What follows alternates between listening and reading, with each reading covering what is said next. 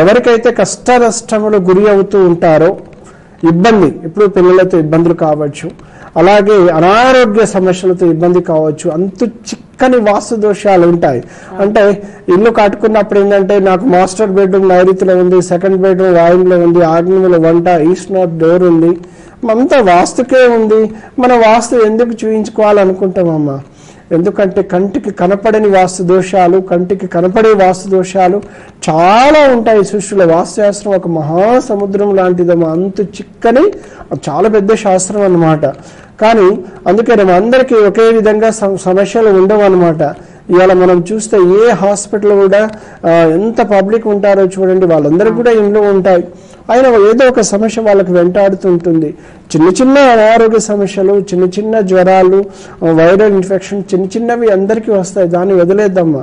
అలా కాకుండా భయంకరమైన ఇబ్బందులు వస్తుంటే మీరు ఎవరు ఇబ్బంది పడకండి, నేనున్నాను.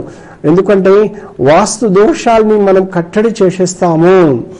ఎలా అన్నమాట, ఇంకా భయంకరమైన, ఇప్పుడు కొంతమంది పిల్లలకు జాతక దోషములు పీడిస్తూ ఉంటాయి. జాతక దోషములు పుట్టినప్పుడు జాతక దోషములు ఉంటాయమ్మా. పెద్ద అయినతో అంటే బాలరిష్ట దోషాలు వేరే ఉంటాయి. అలా కాకుండా ఇప్పుడు మ్యారేజ్ దోషములు ఉంటాయమ్మా. ఎలా అంటే ఒక గృహంలో మనం ఒక అమ్మాయి మ్యారేజ్ చేయాలంటే సకాలంలో చేయాలి, ఒక అబ్బాయి పెళ్లి చేయాలంటే సకాలంలో మ్యారేజ్ చేయాలి. అలా కాకుండా బాగా ఆలస్యం అవుతూ ఉంటే కూడా కొన్ని ఎన్ని పరిహారాలు చేసుకున్నా సత్ఫలితాలు లేక విసిగి ఇంట్లో ఉంటారు చాలా మంది అమ్మ. అంటే ఒక గృహాన్ని చూడడం జరుగుతుంది. ఎందుకు అంటేనమ్మా, గృహం ద్వారా మనం అన్ని కర్మలని అనుభవిస్తాము. ఈ జన్మ, గత జన్మ, జన్మల దోషాన్ని కూడా గృహంలో ఉండి అనుభవిస్తాము. అంటే చాలా మంది మన కర్మ ఇంతేనండి అని ఇంట్లో కూర్చుంటారమ్మా. ఒక బైక్ ఇన్సిడెంట్ అయింది, ఒక కాలు విరిగింది, కాలు దెబ్బ తగిలింది, కర్మని ఇంట్లో ఉండట్లేదు. మనం ఏం చేస్తున్నాం, వైద్యుడి దగ్గరికి వెళ్ళి ఆ కర్మ దోషాన్ని నివారించుకొని బాగా మళ్ళీ మనం స్ట్రాంగ్గా నిలబడగలుగుతున్నాం. అలాగే కొన్ని కర్మదోషాలమ్మ, జన్మ జన్మ జన్మ కర్మదోషములు ఉంటాయి. ఎందుకంటే ఈ సృష్టి తయారైన కాడ నుంచి వాస్తు అనేది ఉన్నదమ్మా.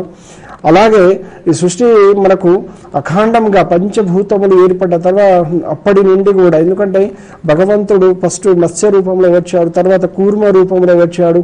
అలా మనం చూసుకుంటే వామన రూపం నుంచి పరశురాముడు రూపం నుండి ఈరోజు మనం చూసుకుంటే లక్ష్మీనారసింహ స్వరూపం నుంచి అక్కడి నుంచి మన రాముడి నుండి శ్రీకృష్ణుడి వరకు వచ్చాడమ్మా. అన్ని అంటే భగవంతుడు ఎన్ని జన్మలో ఎన్ని అవతారాలు, అన్ని జన్మల కర్మ ఫలాన్ని కూడా ఒక మనిషి అనుభవించాల్సి ఉంటుందమ్మా. అందుకని కొన్ని దోషాలను నేను రెండు అంటే నదుల సంయోగంలో చేస్తూ ఉంటాను. అలాగే కొన్ని నదీ పరిహార ప్రాంతంలో కొన్ని దోషాన్ని కట్టడి చేసేస్తూ ఉంటామమ్మా. కొన్ని భయంకరమైన, ఎందుకు అంటే అక్కడి నుండి జీవం మనకు మత్స్య రూపంలోనే ఉద్భవించింది, భగవంతుడు అక్కడి నుంచి స్టార్ట్ అన్నమాట. అందుకని కర్మదోషములు ఇబ్బంది పెడుతున్నాయని ఎవరు బాధపడకండి. కర్మదోషములు మానవ రూపంలో దుష్ట గ్రహ బాధ రూపంలో బాధిస్తూ ఉంటాయి, నర పీడ రూపంలో బాధిస్తూ ఉంటాయి. అలాగే మనకు దుష్ట శక్తి అంటే వాస్తు అనేది కూడా ఒక దుష్ట శక్తి అన్నమాట, అష్టదిక్పాలకుల శక్తి. ఇవన్నీ కూడా తెలిసి తెలియని ఇల్లు కట్టుకోవడం వల్ల కూడా మనకు ఇబ్బందులు వస్తాయి. ఎలాంటి దుష్ట శక్తులు కూడా మనకు ఏం చేస్తుందంటే ఇంట్లో నుంచి లేచిన వేళ కావచ్చు, బయటకు వెళ్ళినప్పుడు ఒక పొలిమేర దేవతలు కావచ్చు, గ్రామ దేవతలు కావచ్చు, ఇలా ఎక్కడెక్కడో నుండి కొన్ని లేనిపోని కూడా మనం తీసుకొని వచ్చేస్తాం కొన్ని సందర్భంలో కొంతమందికి. అక్కడి నుండి వాళ్ళ కష్ట నష్టాలు కూడా వస్తుంటాయి. అవన్నీ కూడా మనం ఇంట్లో తీసుకొచ్చి ఇంట్లోనే మనం అనుభవిస్తాం, మనము చికాకుంటాం, పిల్లలు చికాకుంటారు, ఎప్పుడు కూడా సంపద అంతా వైద్యశాస్త్రం అంటే హాస్పిటల్కి వెళుతూ ఉంటే వైద్య ఖర్చులకు వెళ్ళిపోతూ ఉంటాయి.